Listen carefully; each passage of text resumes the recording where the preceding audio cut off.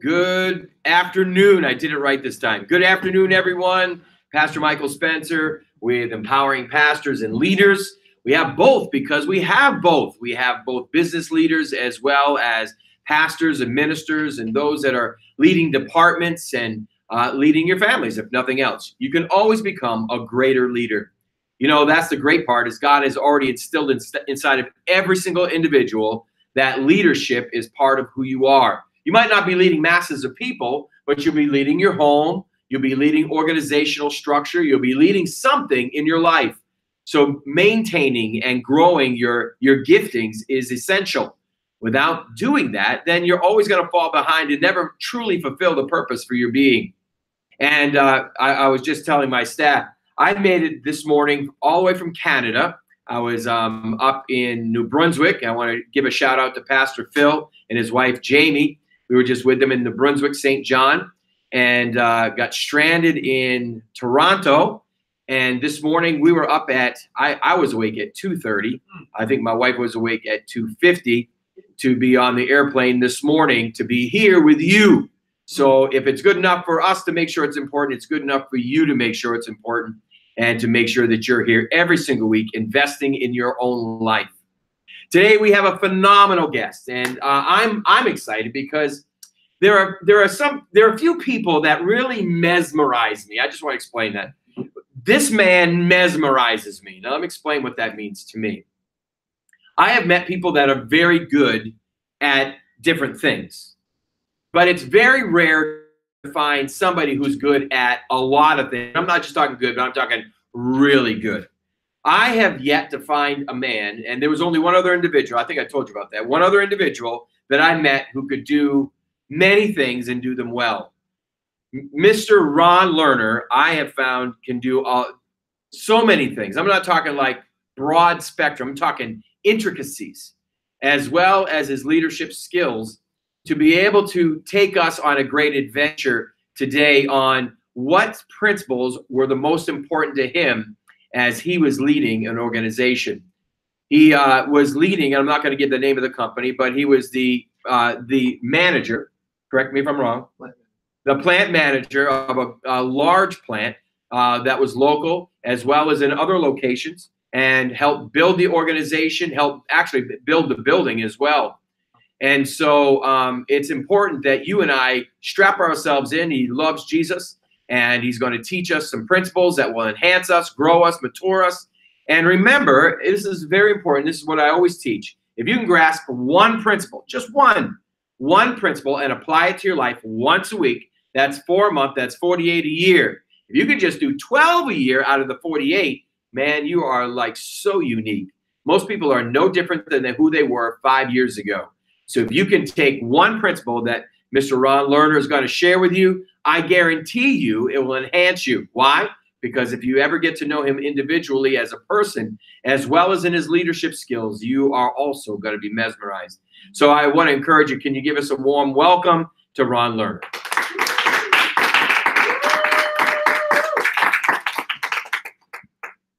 Thank you, Pastor Spencer. I'm not sure I can live up to all of that. It's the truth. It's the truth. I'll give it a try. Months ago, Pastor Spencer was talking to me one day, and he said, "What's the most important leadership principle to you?" And I gave him the one I thought was most important to me at the time. And then he started talking to me about coming over and talking to all of you about what these principles are. So what I did is I sat down and jotted down the principles that I could recall that I used. And I came up with what I'll call a top 20. But let me tell you a little bit about my background. I started in leadership in 1980 back in Texas, working for Allen Bradley Company. I was a tool maker in those days and made a living with my hands and making parts on machines. And I was asked to become a lead tool maker at this organization. And I said, okay, fine. What does that mean? And I had a pretty good boss at the time who taught me what to look out for and what pitfalls to avoid. And so the next thing I know, he retired, and I was asked to interview for this position, this supervisor of the tool room position. So I went and interviewed for it. Next thing I know, I got the job. Now this tool room had a bunch of older gentlemen in there, as well as some young guys like me. I was 24 at the time. And when I would walk by these older guys' jobs on the bench, they would cover them up with a towel or a rag as soon as I walked by. And I used to wonder why they're covering that up. And then they would come over to me when I was working and they'd say, "Hey kids, slow down. You're working too fast." Mm-hmm. And so next thing you know, I'm their boss. And this is where I exercised the first management rule. And I'll talk about that in a minute. But what I did is I went over and asked him what was under that towel. And the gentleman pulled it back and showed me, and it was a mistake. He was a tool maker. He made a mistake. He chipped a chunk off the side of a die and couldn't fix it. Well, in those days, I was a really good welder. And I pulled him off to the side and I said, "Let me show you how to fix this kind of stuff, because you're going to have to be able to pull your own weight on this." And he said, "So you're not going to fire me?" And I said, "No, I need you. Right. I need you working for me. And so I'm going to teach you a new skill," which I did. And the next thing I know, this guy was my die welder. Oh. And he could do anything I needed. So that was my first introduction to the golden rule, which I'll talk about in a minute. So then I worked for another company called Company. They made electrical connectors, all the big ones you see connecting trains together and ocean-going ships. When they pull in, they connect these big connectors onto them to charge them up. We made those. Then from there, I moved up to Vermont to be closer to family, and I went there without a job, put my house on the market and said, "If the house sells, then we'll move." And 2 weeks later, we was moving. And moved up there without a job. And I went and interviewed for all kinds of jobs and didn't get a single one. They didn't like people from Texas and Vermont. And so I ended up taking a job as a tool maker again. So I went backwards. I had been in management, went back into tool making, and the first guy I interviewed with, he says, "I can't hire you. You're in management. You're useless."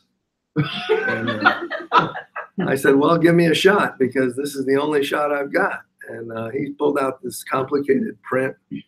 There was a part for a satellite made out of titanium, and it had a lot of very close tolerances on it. He said, "I want you to make me one of these, and you got 1 week to do it."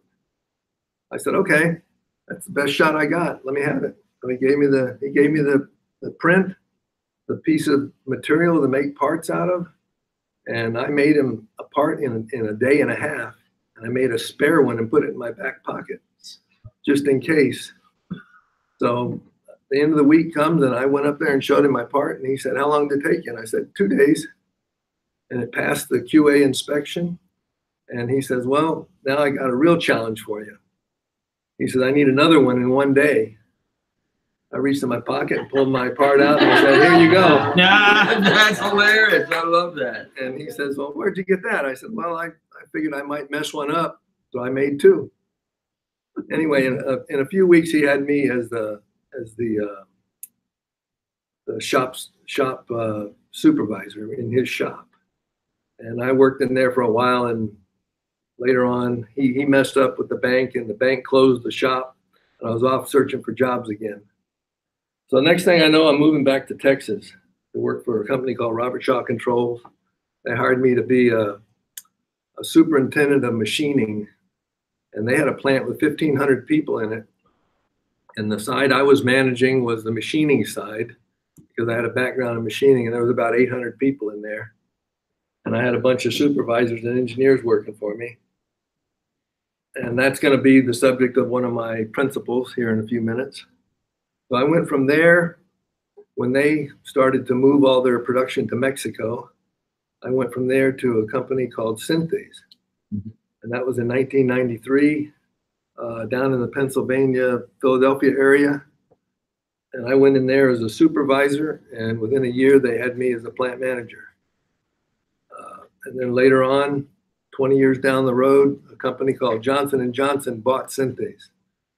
And here I am.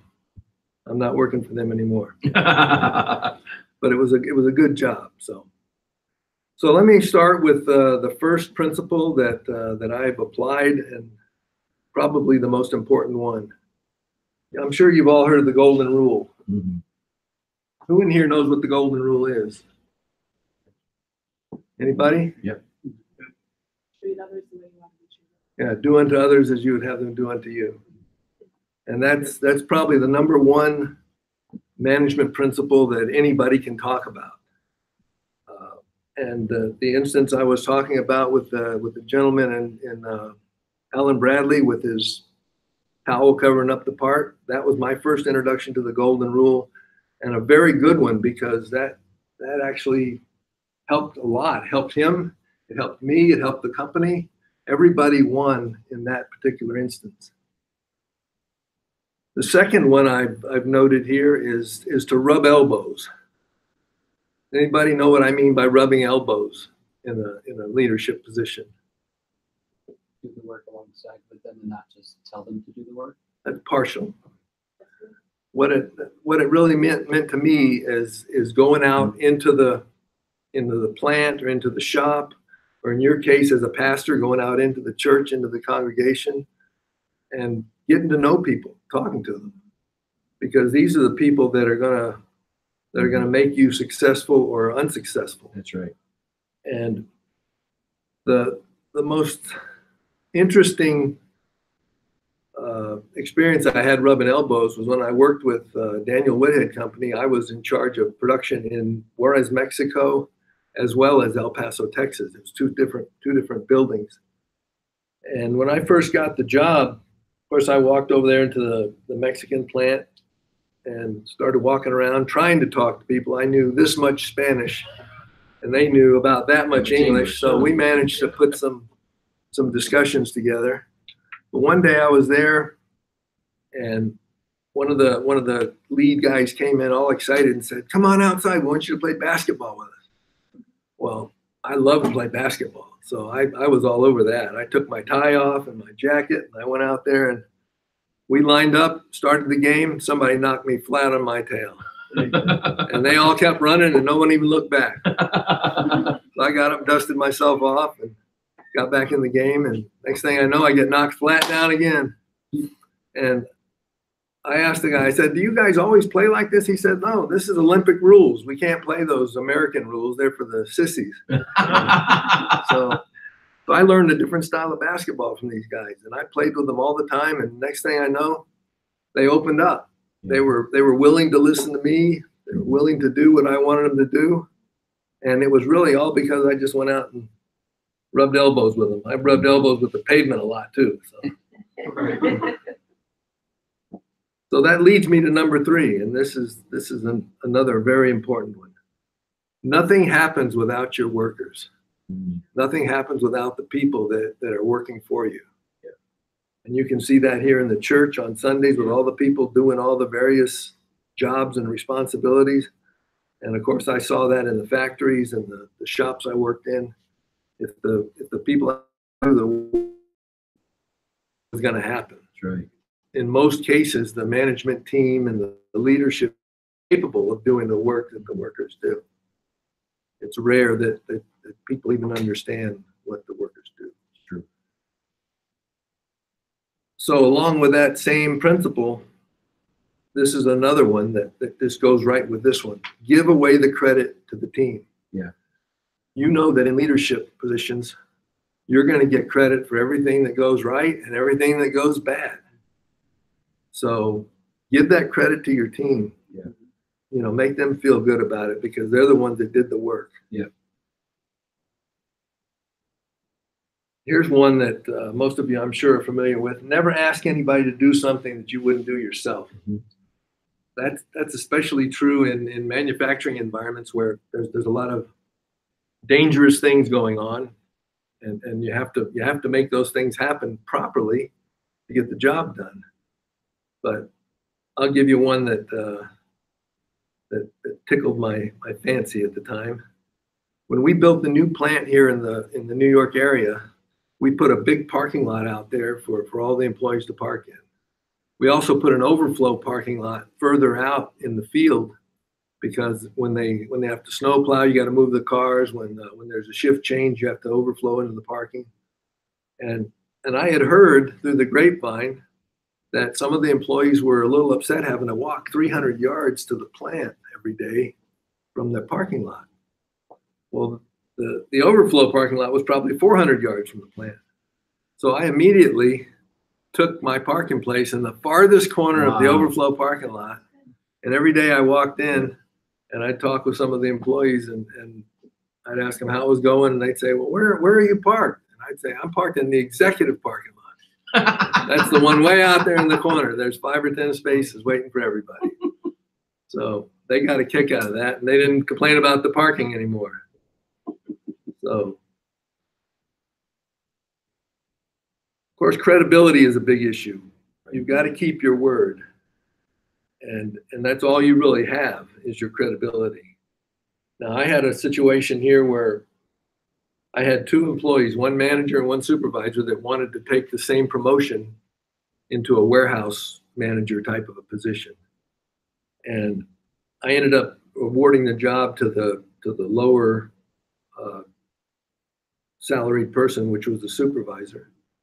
And the manager that didn't get the job was so incensed with this that he came in and he just told me that I was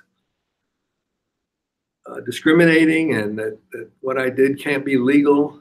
And he just had a real problem with it. And I told him, look, I've done the best thing for you and for the other individual, because you need to take a drop in pay or a demotion, and he needed a promotion. Right. So that's why I did this. Well, he had a real problem with it. He stormed away and didn't talk to me for weeks. And this behavior went on for years. He managed to get his job done and keep his job.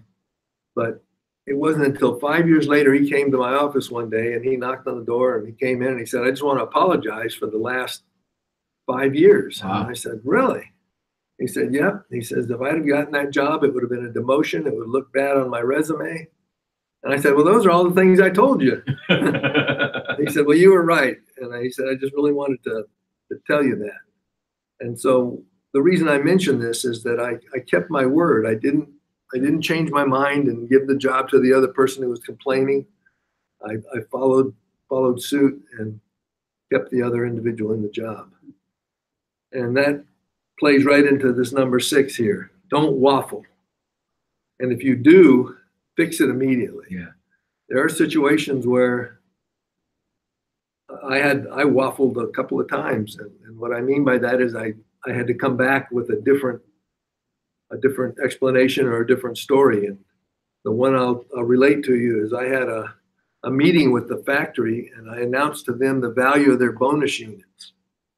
And this was something that the corporate end of the business had to come up with a value, and then they would tell us plant managers, and everybody in the company got a bonus, but each position got different numbers of bonus units based on their responsibilities.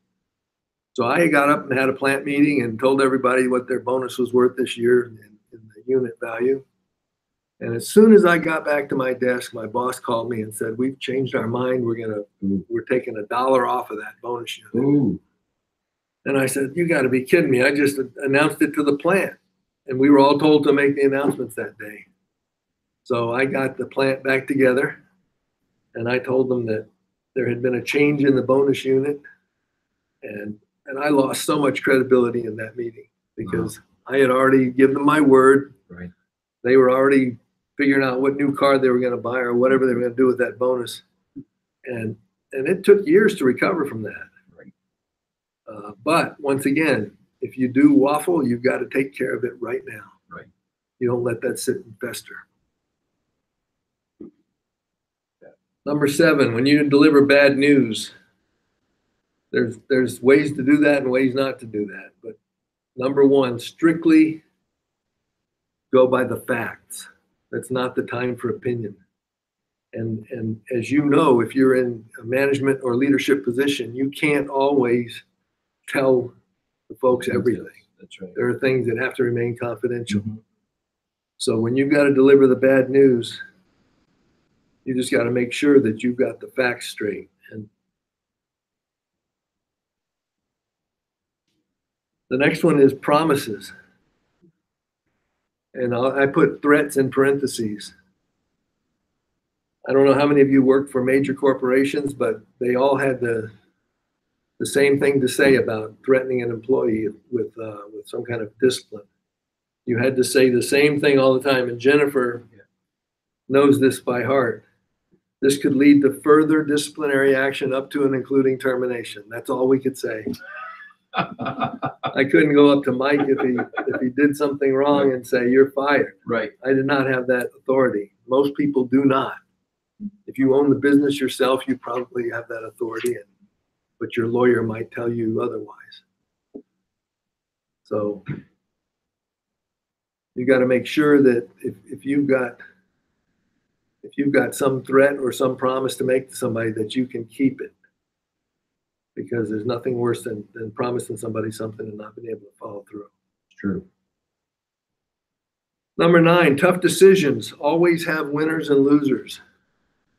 You need to keep this in mind when you have to make an announcement of a tough decision. I'll give you an example. We hired a person one time from the outside to take a job that was interviewed for by people inside the organization. We ended up taking the person from the outside because we needed to expand the knowledge base in our staff. But to do this right, what I had to do is bring in the persons that didn't get the job first and tell them they didn't get the job. Next, I had to get the person who supervised the person that didn't get the job and let them know that that didn't happen. Then I had to get the people that worked in the organization, like the workers in the plant floor, and we had a meeting and explained to all of them that we had a new person coming. And then I had to get the new person and explain to them all the things that I explained to everybody else. And tough decisions always have winners and losers, and you've got to make sure that the winners and the losers are properly and appropriately addressed. Right. Otherwise, that'll come back and bite you hard. Number 10. This one is so important. Don't ever underestimate the perceived prestige, power, or authority that your leadership position has. And my example I like to use with this is, if you, Pastor Spencer, or one of the other pastors, go out in the church on Sunday and walk among the people and stop and talk to one of them, they're going to tell everybody that Pastor Spencer stopped and talked to me or made a prayer over me. Or when I was a plant manager, I'd stop and ask somebody, hey, did you go deer hunting this year during deer season? And they would go and tell everybody that I stopped and talked to them. It means so much to the people that work for you to spend a little bit of time and stop by and talk to them. You just can't believe the perception that they have over that and the power of your leadership position. Now I'm about halfway through. Does anybody have any questions? Can you give another example of the do not underestimate the power of your authority that you've seen while you were plant manager? Yeah, I had a couple more, but I'll use the one I think is the best. We had the owner of our company come through one time. And the owner of our company at the time was Hans-Jörg Wyss, and he's I guess the richest man in Switzerland. He's a Swiss billionaire. But he's so down to earth. He'll walk up and start talking to you and ask you how your family's doing and all that good stuff. And you just would never know that this guy has what he has and has been so successful in business. But he came up and talked to one of the shop supervisors in the plant and spent about 15 minutes with this individual. And immediately that guy comes running to my office to tell me, Hans-Jörg stopped and talked to me. And he knows now that I have a wife and 2 kids, and it was so important to this guy that he stopped and talked to him. And Hans-Jörg understood this. He made it a point to stop and talk to people every time he visited one of the sites, and he owned the company. So it was no different for him than it was for me or for you or for anybody else that's in a leadership position. Have you seen the opposite before? Yes. And what Mike is talking about on the opposite, there's people that they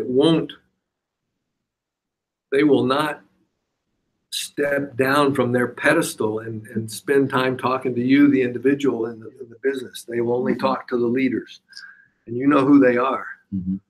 That's one that has always bothered me. And when people work for me, I make sure they don't do it that way. Number 11, the power of praise. Now, I look at that in two ways. You've got the advanced praise and the post praise. Everybody's praised their team after doing a good job. That's post praise. Everybody knows what that feels like, and it's a great feeling. You can't skip that one. But there's another praise that you need to put in your toolbox, and that's the advanced praise. And I'll give you an example of when this was used on me, and it felt very good. But it's also something that motivates you. I was new at Synthes, and I was told that I had to get into the plant. I was a supervisor, and I had to get the plant to become a visible factory. What that means is at the end of every cell and department, there's a board that shows their progress to their schedule. It shows their schedule. It shows their scrap and rework rate by percentage and by parts. There's a board showing all the parts that are made in their particular cell or department. And anybody can walk down the main aisle of that facility and know what's going on. And that's what's called a visible factory. But when I took over this job, it was an invisible factory. Nobody could tell anything. Nobody was following those types of rules. So this lady, Susan, who hired me, came over to the plant one day, and she said, "How are you doing on the visible factory?" And I took her and showed her. We had just started putting boards together. We had a design for the cell board. We had started putting some carts together that would show the status of the product on the cart, but we hadn't completed anything. And she held a plant meeting that day with all the people in the plant and said, Ron and his team are almost done. They've put all the stuff together. You got to see it. They just showed me. So next week we're going to be doing all this, and I'm going to come and visit you and see it all again, all in use. Now, I was, in my mind, weeks from finishing this thing. And so at first I was very upset that she promised all that. But you know what? Because she promised it, and because she told me and told the plant, I made it happen. Uh-huh. And this was done many times to many different people in that organization. And I started doing it the same way, and it works every time. I can tell you, this is a process you need to learn, because it's very effective. And the results you get from that are going to be fantastic. But you got to remember, after you advance it and achieve it, you got to still go back at the end and tell them they did a good job after they've done it. You can't skip that step. And confidentiality, number 12, is critical. Everybody knows what happens when the word leaks out that's not supposed to leak out. And I'll give you an example of one time when it leaked out, and it was ugly. Back in 2012, I was eating dinner one night, and Jennifer's dad called me up on the phone, my father-in-law, and he says, "Hey, your company just got sold." Mm. And I said, "No, I don't think so." He says, "Yeah, it's on the news." And I said, "Well, that happens every year. It's just a rumor." And I didn't get a phone call. Nobody told me anything about a sale. So I just have to tell you, it's probably not true. And you were plant manager, right? And I was the plant manager here in the Elmira plant. So, of course, I go into work the next morning, and everyone's all over me. What's happening? We hear the plant's been sold, or the company's been sold to Johnson & Johnson. And I told them, I said, I have not been told. I called my boss. He didn't know anything about it. And the next thing I know, I get a phone call from my boss, and he says, "We're going to have a meeting. The company has been sold." Wow. And I went to the meeting. It was an online meeting on the computer. And sure enough, we had been sold. And that the word was not supposed to get out until 2 more days. But somebody leaked it. And that was a that was ugly because people were upset. They didn't know what was going to happen. They didn't trust me anymore because I didn't tell them, and there's no way I couldn't have known in their mind. So I did a lot of recovery on that one. Every time anything came up, I got everybody together and had another plant meeting and brought them up to speed with every detail I knew as I got the details. But you know as well as I do, once they think you didn't tell them the truth, it's Right. very hard to recover from that.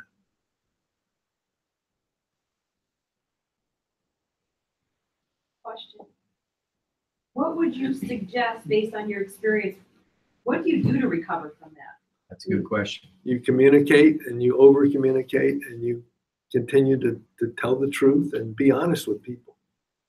That's the only thing you can do. You can't retrieve the leak. That's done and gone. And you can't continue to stand there in front of everybody and say, look, I just didn't know. You've got to move on. And How is that just a time thing? How long it takes to recoup from that? yes, it Credibility is, but I crash? don't think you ever totally recover. Okay. That's my opinion. I think that you probably get about 90% back. A lot of people hold grudges nowadays, and that's one of them. Here's one of my favorites. Walk a mile in their shoes. Let me give you an example of that one. At this plant that I was managing here in Elmira, we had a plant meeting, and I would have a plant meeting for first shift at 9 in the morning. I'd have another plant meeting for first shift and second shift at 3 in the afternoon because second shift came in at 2:45. And then third shift was always from 6 a.m. to 7. And third shift went home at 6 a.m. So we would pay the 10 third shift people overtime to sit in a plant meeting. And one of the folks one day said something to me that just stuck in my head. They said, you know, it's so hard to stay awake after working all night and then sitting in a meeting. Why couldn't you have the meeting on third shift? And I said, you know, that's a good idea. Let me see what I can do. So what I did is I changed it to be 5 a.m. to 6 a.m. And all it meant is that me and my staff had to get up early that day and go in and have the plant meeting. And so I changed it immediately. And the third shift folks were so happy with that. They didn't know what to say. They didn't think anybody would ever make a change just for them. And when we made the change, they were just as happy as they could be. And I never got a complaint from the management team, but I got some dirty looks.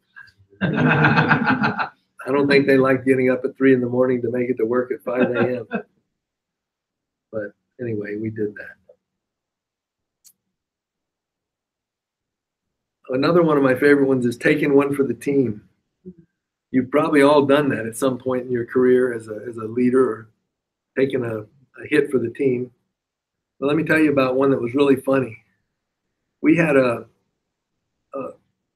celebration every year at the Synthase plant whenever we had a good year, and we would bring in activities for the employees. We'd bring in a barbecue trailer to serve them.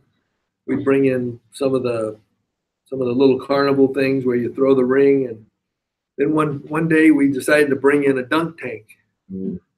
And each person on the staff was supposed to spend about 10 minutes in the dunk tank and let the employees take shots at them. And I told the team, I said, well, I'll tell you what, you guys have done a good job this year. Let me take the dunk tank responsibility.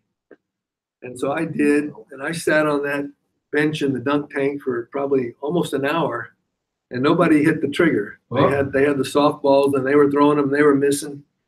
Then one of the ladies in the plant, she couldn't have weighed 100 pounds. Some little bitty girl come up there with the 3 balls, and she did a wind-up that looked like a professional baseball player. And when she let that ball go, I went in the water. Just bam. And I got myself back up, hooked up the bench, got on it, dried off, and said, okay. She got their second ball. She does another wind up and throws that ball, and I'm right in the water again. And the trigger was only about the size of the softball. So now I'm cleaned up. I got back up on the bench again, And she's there and she's got a third one. And I said, there's no way you're going to hit me with that third ball. She threw it and I went right in the water. Good.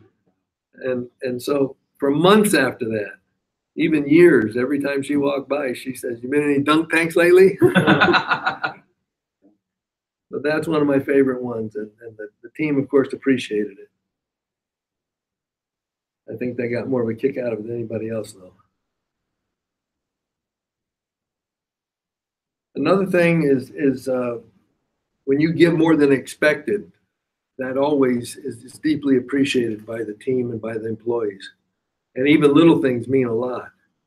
And I'll give an example. When we first moved here to the New York area, we occupied a big old tin building out in the holding point. And it was formerly a motor pool type of a building where they repaired military vehicles. So on either side of this building, there was big garage doors that opened up so you could drive a semi-truck through the building. And we got it because it had a really thick concrete floor and we had heavy machines we had to put in there. So summertime, it would get over 100 degrees in that building. And the employees would sweat and complain, and we gave them Gatorades, we gave them wet towels, we gave them everything we could think of to try and make it bearable. But it was usually quite unbearable. So one day, I was looking in the phone book for something and I saw Earl's ice cream truck. Oh. And so I said, all right, I'm going to do something here. I called up Earl and I said, I want you to drive into this truck, that loud one that you play when you're selling ice cream on the street. And I want you to stay for an hour and let everybody get ice cream. I'm paying for it. Wow. So I'm sitting in my office and I hear this Jack in the Box music coming in. And the employee come running up saying, there's an ice cream truck in the plant. And I said, well, get in line, get yourself some ice cream. It's on me today. And I spent, I think it was like $120 on that whole thing. Wow. And the goodwill we got from our employees from that was unmeasurable. And that was just a little thing, and it meant so much to these folks. Any questions? I'm moving right along here. Any questions online? Pastor, can you do that? You want the ice cream? Yeah. I gave you massages not too long ago. That was awesome. We did. I stepped in. I'm a masseuse. But we like ice cream too. You like ice cream too? Just not on the week of fasting and prayer. They want ice cream while they're getting their massage. I want ice cream. I want ice cream. So that sounds like a good thing. Ice cream is from the Lord. It is. Well, here's one that you'll never forget. I'm sure you're all aware that perception is reality. Yes, it is. So when the folks that you're managing perceive that something is going on, to them that's reality, whether it's true or not. Right. And I've got a lot of different examples of this, but the one I'll use is we had a guy working for us who moved over from Switzerland, and he would come in late sometimes because he drove a long ways. He lived in Ithaca and had to drive his car all the way in from Ithaca. And some of the employees said, well, why does Thomas get to come in late and we all have to be here on time? And I explained to them that he comes in out of Ithaca and the snow is bad sometimes and he's usually here on time. But their perception is that he was my favorite employee and that I would always give him a break and I would never give them a break. And so I had to prove to them that was not the case. And I had to do that by giving other people a break. I couldn't go and punish people for being in late like that, let them make up their time. But you got to be so careful with that kind of stuff when you got 300 employees in a factory. Right. If they all come in late one day, you're going to miss your production schedule. So Right. I always had to be careful with that. How did you balance that? I made sure that they understood that if two people were missing out of a cell, then we couldn't run the machines. Right. And it wasn't a problem. There was rarely people late, but on a bad snow day, sometimes it didn't matter. We'd have half the plant late. So that's how that one got. The hands over on that side. We had a question online. They said, what is your responsibility in maintaining your own integrity and not throwing the company under the bus regarding the plant closing and you not or being purchased and not knowing about it? That's a good question. Well, what I explained to everybody was what was explained to me. Somehow this information was leaked to the press. We don't know who did it. I don't think I'll ever know, but that was not to throw the company under the bus. That was simply to let everybody understand that somebody didn't follow the confidentiality rules, and that was not the company that did that. That was an individual did it, and we never did find out who it was. Wow. So does that answer the question? Just a couple seconds behind, so Okay. we'll know. All right, I'll pause here for a minute.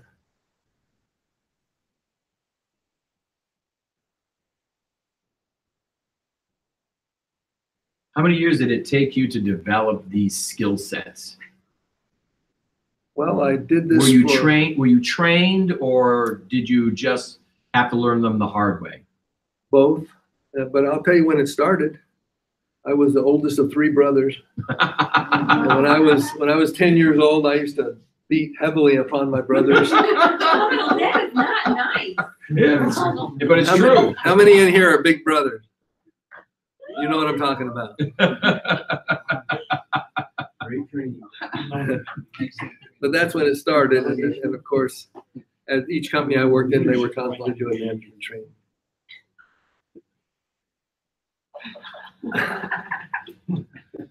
Now, one of my brothers, I'll just relate this. He's bigger than me. He's my littlest brother, and he used to take martial arts lessons when he was about this big. And he used to come home, and he'd come excited all into my room, and he'd say, "I want you to try to punch me in the head." And I would say, "I really don't want to do that." And he'd say, "Oh, come on, try it." He says, "I got a new move I want to show you." So I'd line up and I'd fake him and pop him one in the head, and it hurt my hand. And he would say, "Oh, it didn't work. I'll try it again another time." He tried this for years, and then finally, when he was, I guess, 17 or 18, he tried it one day. He said, "I want you to punch me in the head." And I said, "Not that again." And he says, "Oh no, really? This is for real." He says, "I got my 3rd degree black belt now." Wow. In Taekwondo. And I said, "All right, I'll try it again." So I just started to pick my hand up. Next thing I know, I was on the floor. His foot was on my neck. My arm was almost broken, and he had his other foot on my leg. Yeah. So I didn't do that anymore. Didn't do that either. And he went on to become a policeman, and he's now retired from the police work down in Dallas.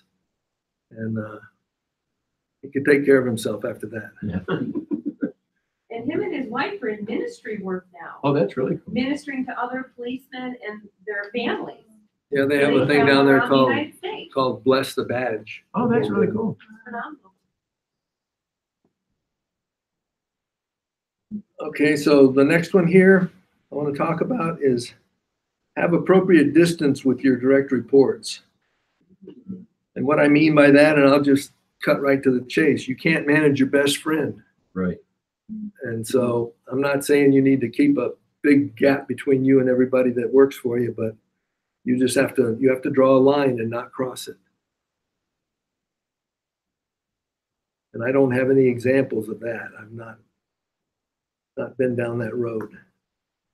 I just follow that rule. That's a tough rule. Yeah, it is. Have you ever seen somebody cross over? Have you ever seen someone break that rule? Yeah, I've seen that. I've seen a manager that wouldn't address behavior from one of his direct reports, and we had to get him aside and tell him what he had to do and make sure he went and did it. But it's very uncomfortable for people. Yeah. And it's probably more uncomfortable for the person who's being managed than it is the person who's doing the managing.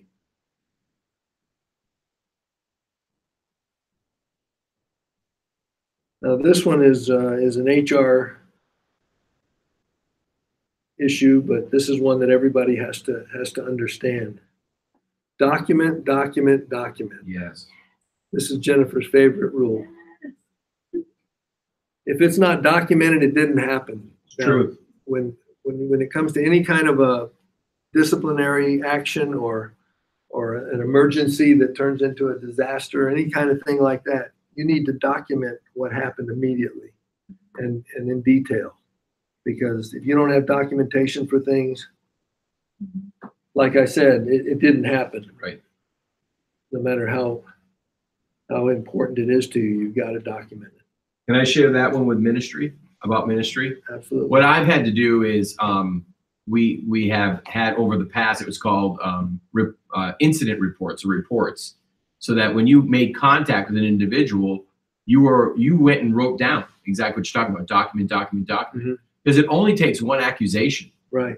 It only takes one twist of their perception to all of a sudden now you didn't write it down for a week and a half. Now you've forgotten the details that would have saved your hiney. And then if you write it down after they express it, they're going to say you're just creating the file. Exactly. That's very important.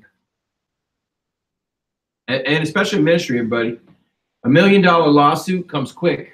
It doesn't take long.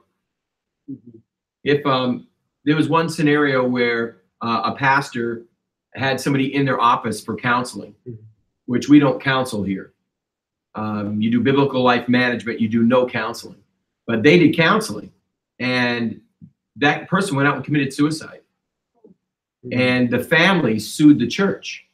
But because the pastor never took records, never documented,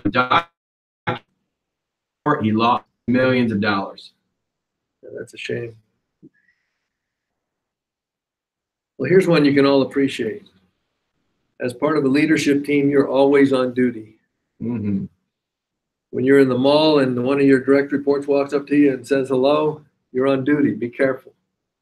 When you're at the shooting range and one of the direct reports comes up and starts talking to you, you're on duty. You got to be careful what you say.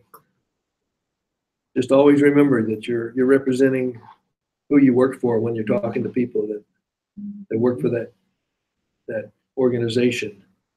But it's also important to remember that for people that don't work for that organization, because they talk to people who do work for that organization, and word gets around. My last one here is be true to yourself. And what I mean by that is if you can't believe in what you're doing, get another job. Right. Don't force yourself into some situation where you just hate what you do and everyone knows it and it affects your performance and you force your employer into taking action against you. And you just don't need that. If you don't like what you're doing, get a different job.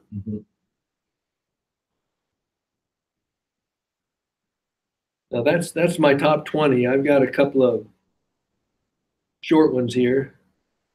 One of my favorites that I didn't list was winners plan and planners win. Yeah.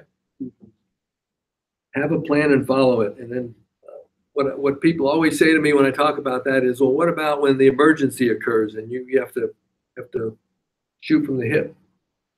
Well, even here, I'm sure you have an evacuation plan in case the building catches on fire. And so when you have a plan, follow it, because it's important that you don't go into chaos. I'd love to add to that one too. Procedures. If you have procedures that are in place, if there's an emergency, pick up the procedure and follow it. So it may be an emergency situation, but you pre-planned. Yes. And that is critical to the success of working in excellence at any one point in time. And hopefully you've had planning activities like fire drills and emergency drills and things like that. We have a team that actually has that all in order. So they would bring, boom, the order to the process because of the diversity of people. Some are here brand new and then some are here forever, but aren't consistent. That's all right. So, yeah. People don't like procedures, though. I know. Because they're held accountable to them. I love procedures. Procedures make the world go around. Yes, they do. Okay, so that's my top 20 for the day.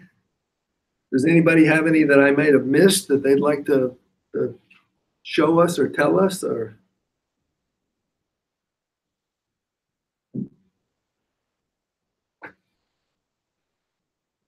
Anybody on the computer side? Yeah. Okay. Yeah, the be true to yourself one. I mean, we are all gifted in unique ways. God has put those giftings in us. And it's important for us to align up with the assignment with the gifting. Right. In management, you may have a favorite that produces work, but if you put them on the wrong assignment, Right. they could either be miserable and it could impact them, not only physically and in their health, but also spiritually. Right. And on the job, it can have a massive domino effect in other ways. So when I think about being true to yourself, it's really about being in alignment and being willing to turn down an assignment and say no when it's not the right time, the right place, or with the right people or skill sets. Right. And I'm learning it's okay to say no. We're helping you learn. We're helping you learn. That's good. They are working hard at you. Yep. So what I'm going to do is, if you do not have a question, what I want to do is go back over these. Yep. And I want to challenge you to do 2 of them this week. So number 1's the golden rule. Whatsoever you would that men should do to you, do even so to them. Matthew 7:12. That's good. So you got to treat people right. Number 2, rub elbows. That is where people are. You got to be where they are. Remember how the principle of when you're a small organization, you have to walk amongst them. But as you continue to grow, you must walk in front of them. And then you must end up walking above them as you are training, transitioning, and developing people to do that. Number 3, nothing happens without your workers. That's right. So honor them. Just a note. I do that every once in a while. I encourage everyone just to send a note out or a card out to your workers and just say thank you. Give away the credit to your team. That one there, I think I best saw that when I watched American Chopper. Was that what it was called? American Chopper. When Junior won this great award, he turned around and he said, "I didn't do this. My team did this." Yeah, there you go. And that was the way to do it. Number 5, never ask someone to do something you would not be willing to do. Do not waffle. It's easy to waffle. If you waffle, fix it right now. Quick. That's one you can't let sit. When you deliver bad news, only give the facts. Don't add to it. Don't subtract to it. Just give facts. Promises, which includes threats. If you make them, you must follow through with them, or you have no more credibility. If you can't keep it, don't promise it. Number 9, tough decisions bring winners and losers. So you must address both of them. A lot of people love to avoid conflict. You've got to learn to like conflict. Not that it's your best friend, but it's part of your job as a leader. Conflict is part of your job, and you've got to be able to do it. And in that, conflict has winners and losers, and you've got to be willing to be honest with both. Do not underestimate the power of your authority. Wherever you are, when you talk to the people, they recognize who you are. And I remember telling you the story about getting on the plane in Florida, and a lady said, a lady looked at me, she said, actually, whose daughter was that? It was a lady in the church. She said, "I'll see you in just a little bit." Walked halfway down the plane, and a man said, "Where's your beautiful wife, Rhonda?" And just before I got on the plane, now remember, this is in Florida, a man said, "Pastor, you're going to pray over the flight." So all of that was in Orlando, was not here. Know that wherever you are. The power of praise, advanced praise. I like that one. And actually, if you looked at that, I tripled that one. Did my extra marks on that one. Advanced praise, motivate for quicker completion, and of course, post praise for what they've done already completed. See, confidentiality. Be careful what you leak. I did that one time. I had a man in my last church who got busted at videotape. That's when it was videotapes. He was in the XXX section, and he was the Sunday school teacher. So somebody came up to me, and he was the song leader. So somebody came up to me and said, "Pastor, we found your song leader and Sunday school teacher in the XXX department of the videotapes." And I said, "Well, that's not good." So of course I addressed him, and his father was on the board. And so it was, I don't know, 6-8 months later, I mentioned it to him and his wife that maybe they should, because he was still living at home, maybe they should pay attention at home. Well, I thought I was doing something good. Oh, I didn't do something good there. I lost all credibility with the family, with not only the man, but also with the parents, because that was confidentiality. That was breaching. I remember one time I had a young man, I think he was like 12 years old, 10 or 12 years old. Parents were going through a custody battle, and he came into my office. The mother brought him in for biblical life management. We sat down, talked about it. I got called to the witness stand, and the judge looked at me and said, "Was there a release signed?" And I said, "No, sir." He said, "Then you have nothing to say. Is that correct?" I said, "That is correct." Because confidentiality, even with a 12-year-old. You got to be able to hold your tongue. Walk a mile in their shoes. You know what would be interesting is if everybody on this staff switched a job for a day, maybe on a Sunday. Wouldn't that be interesting? It would be interesting. I'll sing. I'll be the lead singer. We're actually not that bad. But wouldn't it be interesting though? Wouldn't you all switch jobs for one day just to see what the other person actually goes through? I bet we'd have greater grace for each other. Yeah. Perception is reality. I've taught that one for years. Taking one for the team. Have appropriate distance between you and your direct reports. That is huge. If you're friends with them, familiarity breeds contempt. I'm sorry, you've lost a level of validity. Actually, I had a man come up to me. He goes, "I'm friends with one of the pastors, so I can't really talk about some certain things. Will you be willing to talk to me?" So even as pastors, we got to be very careful who we associate and at different levels. Document. That one I love, and love. Give more than expected. Always build your team. You are always on duty. Be true to yourself, and planners win. I want you to take 3 of them this week, and I want you to implement them into your life. Just 3. Really, you'd probably be doing better if you actually just did 1. But I want you to aim at 3. You'll end up vacillating the one that's going to be the easiest because of how we work as humans. And I really want you to focus on that for 1 week. And I want you to send me via email 2 examples of how you've had to use that principle in your life in leadership this week. And what you'll find is that you're actually able to apply all of these principles. Out of all these, what's your favorite? Golden rule. Golden rule. Man, if you don't treat people right, it's not going to work good for you. Yes. I have a quick question for Ron. Yes. How do you draw the line between rubbing elbows with people and keeping a healthy distance? Like, what's the line of where you've gone too far? Well, like when I played basketball with the folks, they still knew I was their boss. Right. And we would play the game, but I didn't go drink beer with them after the game. Right. So I drew my line there. You just have to draw a line in the appropriate place. And if you don't know whether it's appropriate or not, ask your boss first. Ooh, that's good. They'll tell you you're too far or you're not enough or whatever.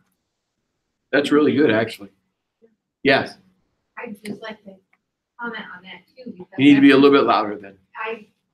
It's important in spiritual leadership, not only in employment leadership. When you are guiding someone spiritually, then there's a boundary line that has to be drawn there as well, because you can lose your spiritual credibility with somebody if you are completely let all that guard down. So I just find that when I work with people that I'm ministering to, there's a certain boundary that has to be drawn there as well. There are definitely boundaries. But, you know, again, this all goes back to EQ. Sorry, everybody. You can't escape that one. You have to actually know your EQ and develop your EQ. This is direct. Pretty much all of these are directly impacted by your level of EQ and whether you're advanced or not. Most of these are social regulation. If you're not socially regulating yourself, then you're breaking these rules. And if you're not in yourself aware, in your own self-awareness and your own self-restriction, then you're breaking the rules all the time of all of these, which means you can't be successful. You will, what we call self-destruct. You know, and it'll be a gift that you will have. You'll constantly start building something and you'll destroy yourself. So these are very important. Somebody else, I got a question. Good stuff. Listen, this is a man who knows what he's doing. He's been successful, very successful in the working world. And all of these principles, they bridge between the world and the church. In fact, you usually find, and right down from the very first one that's most important to him, it is the word. Now, did you use that one before you were a Christian? Yes. He used it before he was a Christian. Isn't it amazing? Christians have a hard time using it after they're Christians. Well, let's move on now. We've got to use them. These principles will help you. So 3. So I want you to be able to send me what your experiences are. All right. Email drspencer@empoweringpastors.com. And this is homework. So we all know what happens when there is homework. Very rarely are we requiring it, but you need to be able to produce. If not, then just write me a nice check for $25. Cash is always best, but if you'd like to, it can go all the way to pastorspencer@gmail.com for my PayPal account. There are some of you who still owe me online. I never got anything for the last 2 homeworks, and I just appreciate that you're honest and honorable, and you're always going to pay your debts. Thank you. I love you. Well, let me take a minute to thank Pastor Spencer. Thank you for letting me come in and do this presentation. I appreciate that. Well, honestly, I mean, this is, I think, important for us. You hear my voice all the time, and sometimes you just think that my voice is my voice, and you hear somebody repetitively. Sometimes it loses impact.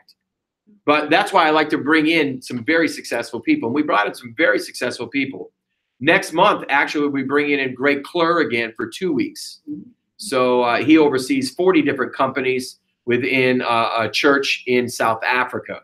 So he'll be here as well. Pastor Steve Edlin will end up making his way down. He's a pastor out of Rochester, successful church in Rochester. So we're going to be having guests, and I think that this is important, not just to hear my voice. And I love teaching. Y'all know that. We've been doing this for over 4.5 years. I love doing the teaching, but hearing another voice too also makes it so that you hear each one clear every time you hear it. So can you give Mr. Ron Lerner a hand clap? Thank you, sir. Thank you. Thank you very much. Now his wife is standing. She just wants extra kudos after class. Thank you all so much for watching online. If you do have questions, make sure you send them to me, and I'll make sure that I get them to Mr. Lerner, and he'll make sure that he answers them for you. We want you to be successful. That's the number one thing. What does that mean? Success is fulfilling the will of God in your life. Whether your pulpit is a pulpit, whether it is an electrical company, whether it's a management company, whether it's over a plant, whether it's over insurance, no matter what your business is, that is the pulpit that God has called you to. And we have a responsibility to escalate ourselves to be the best. Amen? The best. Not mediocre, the best. So thank you all for watching. We thank you. We'll see you next week at empoweringpastors.com.